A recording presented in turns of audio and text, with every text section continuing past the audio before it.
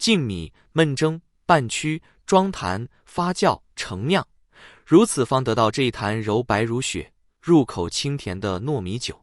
魏无羡试了一杯，口感绵密顺滑，甜香之中只带了一丝微不可察的酒意，应当是不会醉人的。魏无羡复倒一杯，递给了蓝忘机。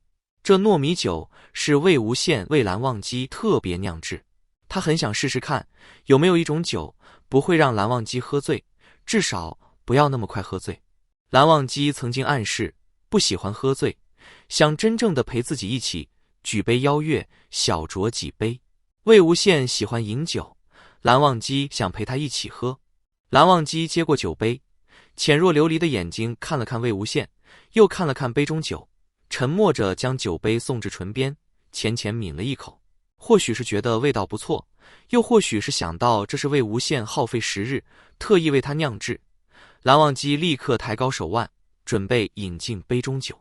魏无羡迅速将酒杯夺了过来，一次少喝一点，酒量嘛，得慢慢练，一次提高一点点就好，步步为营，循序渐进。魏无羡眼睛晶亮，笑颜明媚。蓝湛，你觉得怎么样啊？什么味道？蓝忘机道：甜。甜就对了，这糯米酒呀，也叫做甜酒。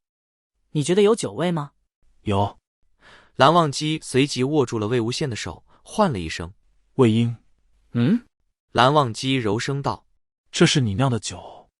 魏无羡眼弯如月，笑道：对啊，好喝吗？好喝，只能给我喝。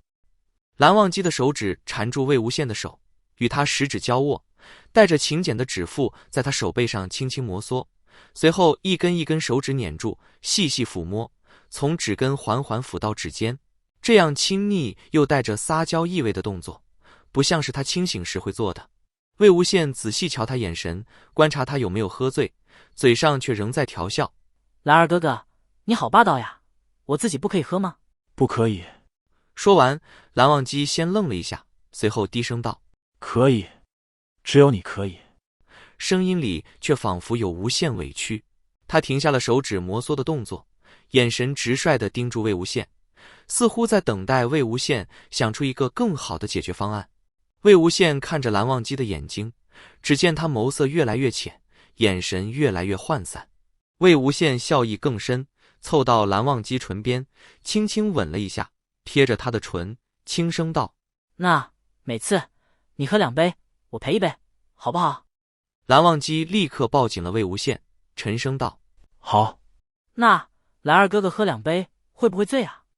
蓝忘机的头已经抵到了魏无羡肩上，灼烫的呼吸喷洒在魏无羡颈窝，只听得一句又低又瓷的不会醉，一个字比一个字更轻柔，一个字比一个字更低声。魏无羡发现蓝忘机已经靠在自己肩头睡着了，抱着自己睡着了。魏无羡无声地笑了。9句话，自己精心为蓝忘机酿制的低度酒，蓝忘机硬撑着陪自己说了9句话才睡着。真好，这次只抿了一口，说了9句话，下次喝2口试试看吧。给这酒取个什么名字好呢？魏无羡拥着蓝忘机，双手在他背上轻轻拍抚，微风拂过，将蓝忘机雪白的抹额吹起，遮住了魏无羡的视线，使他眼前竟是一片雪白颜色。魏无羡微微抬头，以唇咬住那截顽皮的抹额飘带，视线透过近视的轩窗，看到了窗外的玉兰花。那一束玉兰如霜似雪，洁白无瑕。冰雪之姿的小仙君，配着一壶湛然洁白的小酒，当取一个纯白澄净的名字，就叫玉兰沁吧。蓝湛，魏无羡凑近蓝忘机耳边，轻轻呢喃：下回你喝2口酒，陪我说99句话。风很轻，云很淡，恍惚间，魏无羡听到蓝忘机低低应了一声：好。蓝忘机缓缓睁开眼，心里默默叹了口气。道侣活泼如故，难得有几日休沐，又让他将香炉翻找出来。眼前是熟悉的场景，云平城客栈，满地水痕，一世狼藉。老板娘捂着心口，正在数落：公子啊，不是我说你，见那么危险的东西，怎么能瞎抛着玩呢？把席子和地板戳个洞倒没什么，伤到人怎么办？魏无羡道：“是，老板娘说的是。”一边说，一边无意识地绞着袖口，那布料被他揉搓出一道道折痕。蓝忘机看着他，平日里总是一脸笑相的人，此刻焦虑难安，眉心深锁，却还强作镇定，挡在他面前应付来人。那就这么着吧，天也这么晚了，你们先歇着，我给你们换一间房，明早再休。好，谢谢，麻烦了。等等，那麻烦要2间。老板娘奇道：“怎么又要2间了？”魏无羡没敢去看蓝忘机，低声道：“我喝多了酒就发酒疯，你也看到了，又摔东西又玩剑的，怕伤着人。”魏无羡的声音越来越低，细听似还有些发抖。这是他相伴多年的人，蓝忘机懂得他每一种语气后的含义，即使是梦里，蓝忘机也不忍魏无羡有半分不安。蓝忘机沉声道：“一间房。”老板娘奇道：“咦？”魏无羡也惊住了，怔怔看着他。蓝忘机肯定道：“一间房足矣。”他天生说话便让人信服，自带一股清正威严。老板娘便不再多言，麻利地给他们换了一间房，安置完毕，提着裙摆下楼。蓝忘机轻轻合上房门，转过身。魏无羡原本正看着他，眼神刚一交汇，便不自然地移开，似觉得躲躲闪闪太过尴尬，复又定定看过来。见惯了魏无羡张扬恣意的模样，这样忐忑局促、惴惴不安的道侣，真是久违了。可那时蓝忘机自己也是郁结难束，心乱如麻，并不得机会细细观察魏无羡的神情。今日在香炉梦境中有缘复见，深觉十分的可爱。蓝湛，你……魏无羡惊得无法言语。蓝湛竟然笑了，是那样情光映雪的笑容，带着多年朝夕相处后的缱绻温柔。魏婴，蓝忘机缓步上前，将人拢在怀里。魏无羡的身体却仿佛变成了一块笨重的木头，僵硬的连双手都不知该往哪里放。蓝忘机道：“魏婴，你特别好，我喜欢你。”魏无羡的眼睛倏地睁大了，刚才还黯然的眼里，似有璀璨星光重新聚起。他嘴唇动了动：“你……”魏无羡说话一向干脆利落，嘈嘈切切如珠落玉盘，此刻却断得无比迟疑。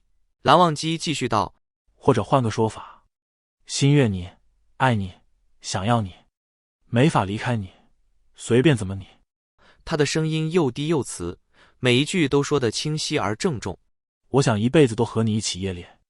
魏无羡的身体开始在他怀里轻轻颤抖，蓝忘机在他眉心温柔地落下一吻：“除了你谁都不想要，不是你就不行。你可以对我做任何你想做的事，爱怎么来就怎么来，我都喜欢，只要你愿意和我。”蓝忘机忽地停住了，因为他看见2行泪水从魏无羡的眼里涌出。魏无羡胡乱地抹着脸：“太丢人了，蓝湛。”无妨，其实我也哭过的，只在你面前，只为你。蓝忘机轻柔拭去魏无羡的眼泪，抬起他的脸，深深吻下去。两人双双醒来，枕边人一个利落的翻身，骑在了他身上。那个犹豫不安、惊疑不定的魏无羡不见了，又变回他纵情自信、神采飞扬的道侣。好你个蓝湛，你说是不是把最重要的话给忘了？魏无羡双手按住蓝忘机的肩，脸贴得极近，呼吸都缠绕在一起。什么话？蓝忘机的手抚上他的腰，缓缓流连。好啊，你果然是忘记了。魏无羡用臀去蹭他，又低下头去亲吻他的耳朵。蓝忘机镇定道：“没有，不会忘。”那你刚才怎么不说给我听？魏无羡面上一副耍赖模样。说嘛，蓝二哥哥，我想听，你说给我听好不好？说嘛，蓝湛、韩光俊，蓝二哥哥，说嘛。蓝忘机终是不能抵挡，抱着魏无羡翻了个身，把他牢牢压在身下，势如破竹，劈进到醉里。魏婴，我想……蓝忘机抵在魏无羡的耳边，一字一句，无比清晰。那些话语还是付诸行动吧。